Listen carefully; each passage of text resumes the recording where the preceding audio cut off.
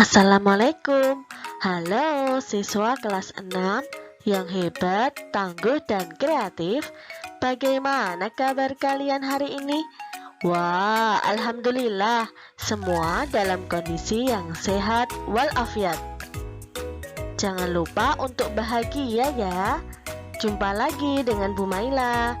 Hari ini kita akan belajar tema 9, subtema 3, muatan pembelajaran ilmu pengetahuan alam dengan materi tokoh penjelajah angkasa luar. Apakah kalian sudah siap untuk belajar? Oke, kalau begitu mari kita belajar bersama-sama. Hayo, siapa di antara kalian yang mengenal tokoh dalam gambar ini? Ya, tokoh dalam gambar ini merupakan Galileo Galilei.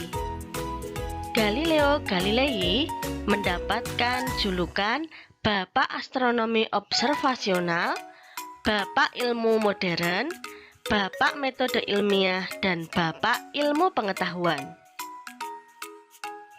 Galileo merupakan penyempurna teleskop. Ia menemukan bahwa bulan tidak rata dan halus. Bulan ternyata dipenuhi kawah dan gunung. Galileo menemukan planet lain termasuk Saturnus yang memiliki lingkar seperti cincin. Selain itu, ia menemukan Venus yang memiliki beberapa fase seperti bulan. Lalu, bukti bahwa Venus berputar mengelilingi matahari. Ia juga menemukan fakta bahwa Jupiter memiliki satelit sendiri yang tidak berputar mengelilingi bumi, melainkan matahari. Galileo juga dikenal sebagai seorang pendukung Kopernikus mengenai peredaran bumi mengelilingi matahari dan matahari sebagai sistem tata surya. Selanjutnya, kita akan berkenalan dengan tokoh yang bernama Friedrich William Herschel. Tokoh ini merupakan tokoh astronomi Inggris yang lahir di Jerman pada tahun 1738. Ia membangun teleskop besar yang pertama pada tahun 1774. Kekuatan teleskop Herschel mengungkapkan bahwa nebula di katalog Messier adalah kelompok bintang. Ia menjadi terkenal ketika ia menemukan planet Uranus pada tahun 1782. Selain itu, ia juga pernah menemukan radiasi inframerah dan melakukan penemuan lainnya di bidang astronomi. Oke, selanjutnya kita beralih ke tokoh pada gambar ini. Siapa yang tahu nama dari tokoh dalam gambar ini? Nah, tokoh ini bernama Nicolaus Copernicus. Dia merupakan seorang astronom, matematikawan, dan ekonom berkebangsaan Polandia. Ia mengembangkan teori heliosentris tentang matahari sebagai pusat tata surya yang sangat bermanfaat bagi ilmu pengetahuan. Ia juga menyampaikan teori tentang susunan planet dalam sistem tata surya. Sejarah perkembangan teori tata surya. Zaman dahulu, bangsa Mesir, Babilonia, Tiongkok, dan Yunani meneliti benda langit dan pergerakannya. Bangsa Yunani menamakan benda langit sebagai planeton, yang artinya pengelana. Teori mengenai tata surya selanjutnya berasal dari Aristoteles, yaitu muncul pada tahun 350 sebelum Masehi. Aristoteles menyatakan bahwa alam semesta terdiri atas 55 bola sepusat. Setiap bola mempunyai satu tempat kedudukan sebagai benda langit. Pada tahun 140 sebelum Masehi, muncul teori dari Ptolemeus yang menyatakan bahwa bumi sebagai pusat alam semesta. Semua benda langit bergerak melingkari sebuah titik dengan lintasan tertentu. Teori ini disebut dengan teori geosentris. Pada abad ke-15, Nicolaus Copernicus mengusulkan revolusi mengenai tata surya. Copernicus menyatakan bahwa matahari sebagai pusat tata surya. Teori ini dikenal dengan teori heliosentris. Setelah penemuan dari Copernicus, muncullah tokoh lain yaitu Tycho Brahe. Tokoh ini memiliki observatorium yang menghasilkan pengamatan lebih teliti dari Copernicus. Hasil pengamatan dari Tycho Brahe dan teori heliosentris menjadi dasar bagi Johannes Kepler untuk membuat hipotesis mengenai pergerakan-pergerakan planet. Ia mengemukakan hukum Kepler yang terdiri atas 3 bagian. Salah satunya berbunyi, semua planet bergerak mengelilingi matahari dalam lintasan yang berbentuk elips, dengan matahari terletak di salah satu titik fokusnya. Selanjutnya, ada tokoh yang bernama Galileo Galilei. Ia mengembangkan teleskop dengan pembesaran hingga 32 kali. Dengan menggunakan teleskop tersebut, Galilei mendapatkan kenyataan bahwa matahari memang sebagai pusat tata surya. Selain itu, ia berhasil mengamati benda langit lain seperti bulan, planet Jupiter, Saturnus, Venus, asteroid, dan komet. Pengamatan mengenai angkasa luar semakin berkembang dengan ditemukannya roket. Setelah mempelajari tentang sejarah teori tata surya, yuk kita pelajari tentang karakteristik planet dalam tata surya. Planet adalah benda angkasa yang mengorbit mengelilingi sebuah bintang. Planet bukan termasuk bintang karena tidak menghasilkan cahaya sendiri.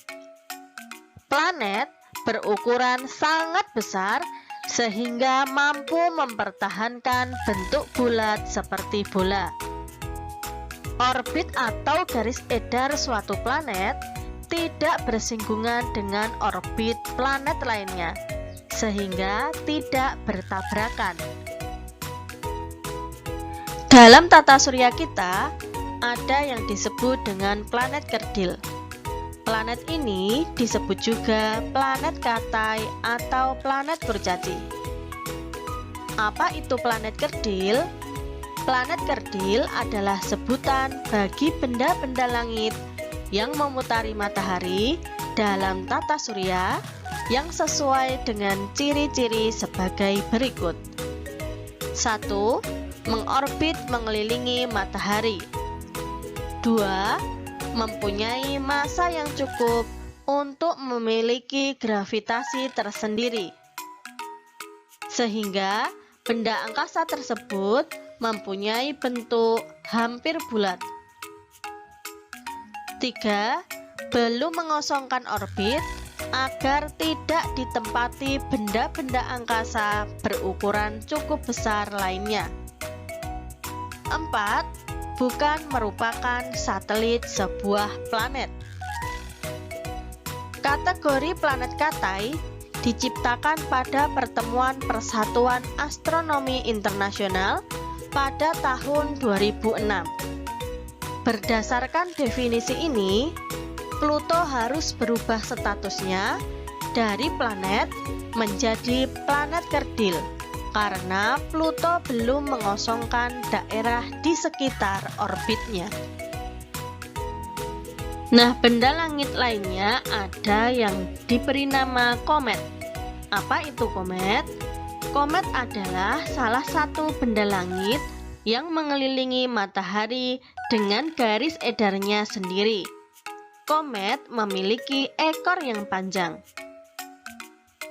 Komet tampak terang karena memantulkan cahaya matahari. Jadi, komet tidak memiliki cahaya sendiri. Komet disebut juga bintang berekor, bintang kemukus, bintang sapu, bintang berasap, atau si rambut gondrong. Ada-ada saja ya nama lain dari komet ini. Komet terdiri atas inti, koma, dan ekor. Inti gas merupakan gumpalan berupa es, gas, serta debu dan material lainnya. Koma merupakan gumpalan gas yang mengelilingi inti. Ekor komet merupakan gumpalan gas dan debu bercahaya. Ekor komet terbentuk ketika komet mendekati matahari. Permukaan komet akan menguap sehingga membentuk gumpalan gas yang mengurai ke arah belakang komet. Ekor komet selalu menjauhi matahari. Komet yang paling terkenal adalah komet Halley. Tahukah kalian bahwa para ahli astronomi membagi planet-planet dalam tata surya menjadi dua kelompok menurut orbit asteroid? Kumpulan asteroid yang membentuk sapu asteroid ini berada di antara planet Mars dan Jupiter. Kumpulan asteroid juga berputar mengelilingi matahari dalam orbitnya. Berdasarkan letak asteroid, planet dibagi menjadi planet dalam, yaitu planet dalam tata surya yang berada di dalam orbit asteroid, di antaranya Merkurius, Venus, Bumi, dan Mars. Dan yang kedua yaitu planet luar, yang merupakan planet di luar orbit asteroid. Di antaranya ada Jupiter, Saturnus, Uranus, dan Neptunus. Planet dalam dan planet luar memiliki ciri yang berbeda. Perhatikan tabel berikut ini. Jarak planet dalam lebih dekat dengan matahari, sedangkan jarak planet luar lebih jauh dengan matahari. Diameter planet dalam kecil, sedangkan diameter planet luar lebih besar. Penyusun utama pada planet dalam berupa unsur berat antara lain silikat, besi, dan berbagai unsur mineral. Sedangkan penyusun utama planet luar berupa gas hidrogen dan helium. Permukaan pada planet dalam berbatu-batu, sedangkan permukaan pada planet luar bukan merupakan permukaan yang padat. Planet dalam memiliki atmosfer yang tipis, skala revolusi pendek, dan temperatur yang tinggi. Sedangkan planet luar, atmosfernya tebal, skala revolusinya panjang, dan temperaturnya rendah. Bagaimana? Sudah jelas kan ciri-ciri dari planet dalam dan planet luar? Sangat berbeda, bukan? Selain planet dalam dan planet luar, di luar tata surya ternyata terdapat planet-planet yang disebut dengan eksoplanet. Eksoplanet adalah planet-planet yang mengitari bintang selain matahari. Eksoplanet berada di luar tata surya kita. Sampai dengan 1 November 2020, Terdapat 4.370 planet terkonfirmasi di dalam 3.230 sistem keplanetan. 715 diantaranya memiliki lebih dari satu planet. Wah, ternyata alam semesta ini masih menyimpan banyak rahasia yang belum kita ketahui. Yeay, alhamdulillah, pembelajaran kita hari ini sudah selesai. Semoga pembelajaran hari ini membawa manfaat untuk kita semuanya. Ingat pesan dari Bu Maila, jaga kesehatan kalian dan jaga semangat kalian untuk terus belajar. Dari Bu Maila akhiri. Assalamualaikum warahmatullahi wabarakatuh. Dadah anak-anak.